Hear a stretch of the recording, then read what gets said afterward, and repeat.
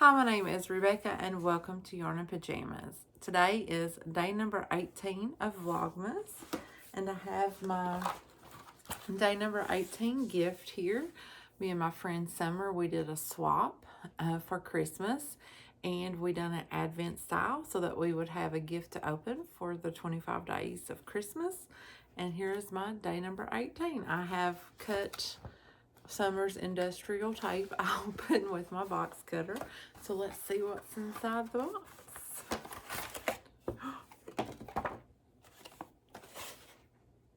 It's a cookbook. I love cookbooks. And this is a Harry Potter one. It is the unofficial Hogwarts for the holidays cookbook. Oh my goodness. It says, to Rebecca from Summer, and it's got Christmas Swap 2024. I really hope you enjoy the cookbook. I am sure that I will. I don't know if I've talked about my love of cookbooks on here, especially vintage ones, but I very rarely make any recipes from a cookbook. But I love to look at them, and I will look at every single recipe and read it and just devour a cookbook. And I do sometimes make the recipes.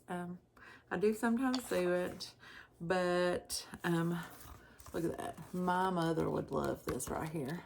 It is corned beef sandwiches. Look at that bread. I'd like to know how to make that bread. Let's see what kind of bread it takes. Rye bread. Ooh, pumpkin pasties. If y'all know Hogwarts on the train, they have pumpkin pasties. Let's see. Peppermint bark. Do you guys love peppermint bark? I do. Walmart used to have the best peppermint bark, but they no longer have that kind, and the kind that they have now is not as good. Ooh, look at this. This is called nougat. That looks good. Ooh, I cannot wait to, oh my gosh. Bacon wrapped sausage bites. I mean, bacon wrapped, pretty much anything is good, right? I've always wondered what a Yorkshire pudding looked like. I'm currently, I don't know if you guys can see the TV, but I'm currently watching Downton Abbey. I've been binge watching it, and you know, they're from York in England. So this would be from their homeland, a Yorkshire pudding. And my baby Beetles, he was a Yorkshire Terrier. Oh, they even have mashed potatoes and gravy. I cannot wait. I'll give you guys a full report of this book. And Summer, thank you. Thank you, thank you, thank you. I cannot wait to dive into that. Oh my gosh, I'm so excited. Thank you so much, Summer. Okay, are you guys ready for tonight's story? I will go ahead and take my glasses off and we'll get to reading from the book, The Magic of Christmas Miracles. Tonight's story is called The Long Trek Home. For several years, my family traveled to Steamboat Springs in the mountains of Colorado to spend the Christmas holidays with my wife, Jill, and me. We would snowboard, ski, snowmobile along with the rest of the town. We would also celebrate my dad's Christmas Eve birthday. Christmas Eve day, 1996, dawned like any other. My brother Greg, my brother-in-law Patrick, and I took the snowmobile and our snowboards up to Buffalo Pass. Patrick dropped us off and rode down to the pickup spot where we would meet him after our run. It was a great day for fresh snow, which, in my case, leads to a loss of IQ. Even though I had lived in the mountains for 4 or 5 years and had been in this area before, my adrenaline was really pumping. I think I had also started to lose my respect for Mother Nature. which is not a very smart thing to do. The first time you go out in the mountains by yourself, you know you've got to find your way back, so you really pay attention. After a while, you grow complacent. We had snowboarded all day and I was tired.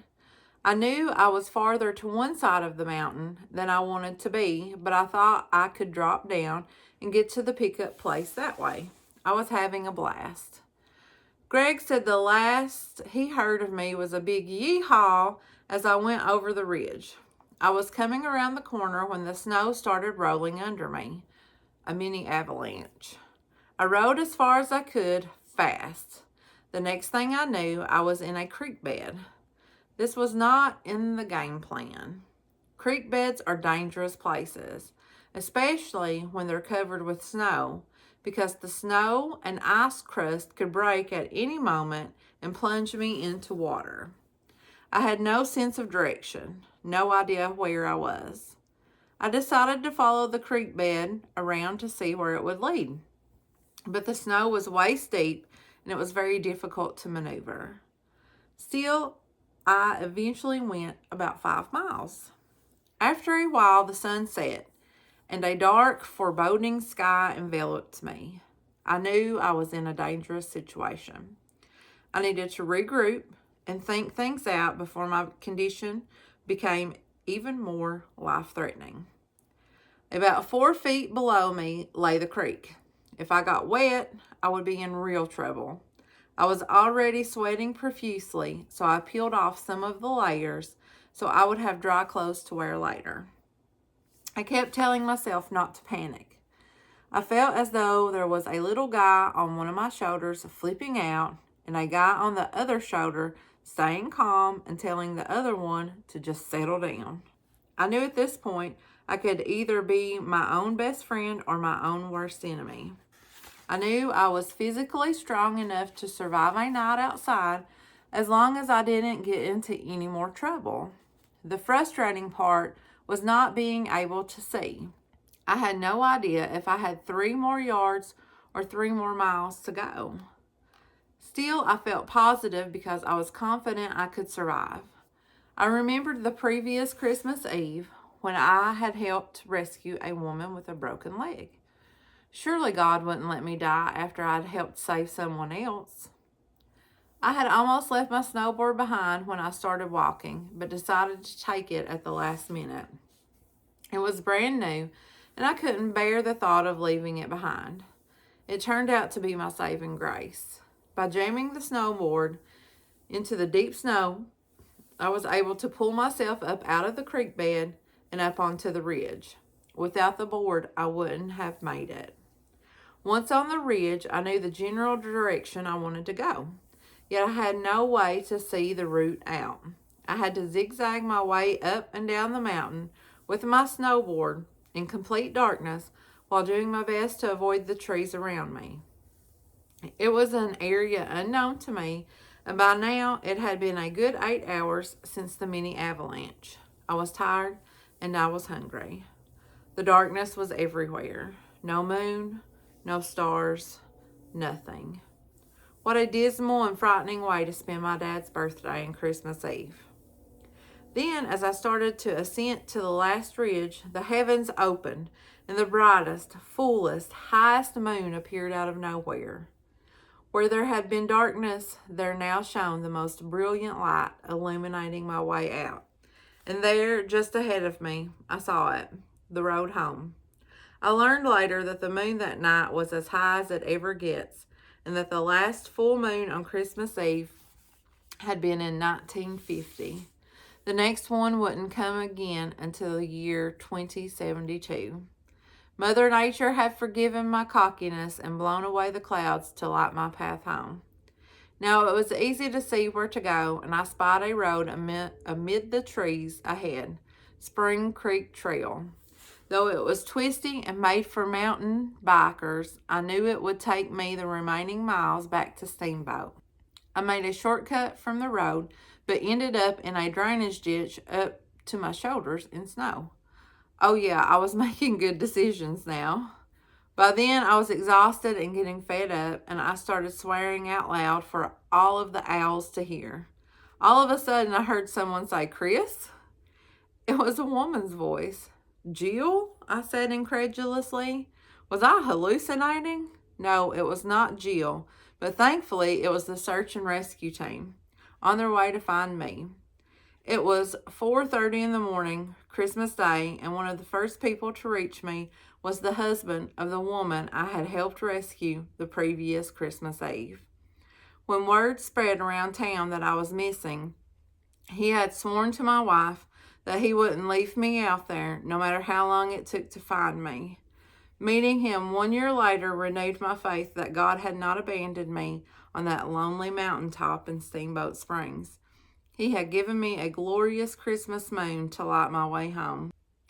And there appeared a great wonder in heaven, a woman clothed with sun and the moon under her feet. Revelations 12:1.